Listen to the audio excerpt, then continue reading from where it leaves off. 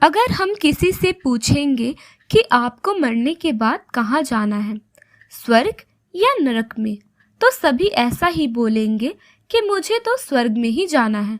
तो क्या स्वर्ग में सिर्फ वही लोग जाते हैं जिन्होंने अच्छे कर्म किए हैं?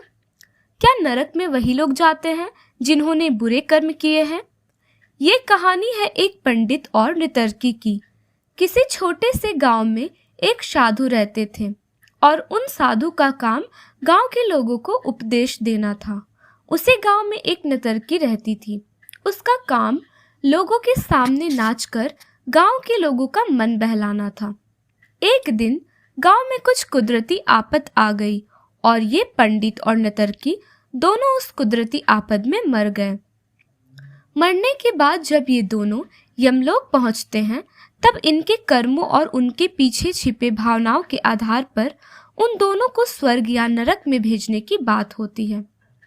साधु को खुद को स्वर्ग में ही आश्रय मिलेगा, इस बात का अंदाजा था। दूसरी तरफ नितर्की के दिमाग में ऐसा कुछ भी नहीं था। उसे तो सिर्फ फैसले का इंतजार था। तभी घोषणा होती है कि नितर्की को स्वर्ग दिया जाता है और पंडित को नरक। इस फैसले को सुनते ही साधु यमराज पर बहुत चिल्लाते हैं और उनसे क्रोधित होकर पूछते हैं कि यह कैसा न्याय है महाराज? मैंने अपनी सारी जिंदगी लोगों को उपदेश देने में बिता दी और मेरे नसीब में नरक, जबकि ये नितर्की जीवन भर लोगों को रिझाने के लिए नाचती रही और इसे स्वर्ग दिया जा रहा है। ऐसा क्यों? मेरे साथ ये अन्याय क्यों? यमराज ने पंडित को शांति से उत्तर देते हुए कहा कि ये नितर्की अपना पेट भरने के लिए नाचती जरूर थी, किंतु उसके मन में यही भावना थी कि मैं अपनी कला को ईश्वर के चरणों में समर्पित कर रही हूँ। जबकि तुम लोगों को उपदेश देते हुए भी यह सोचते थे कि काश तुम्हें भी नितर्की का नाच देखने को मिल जाए।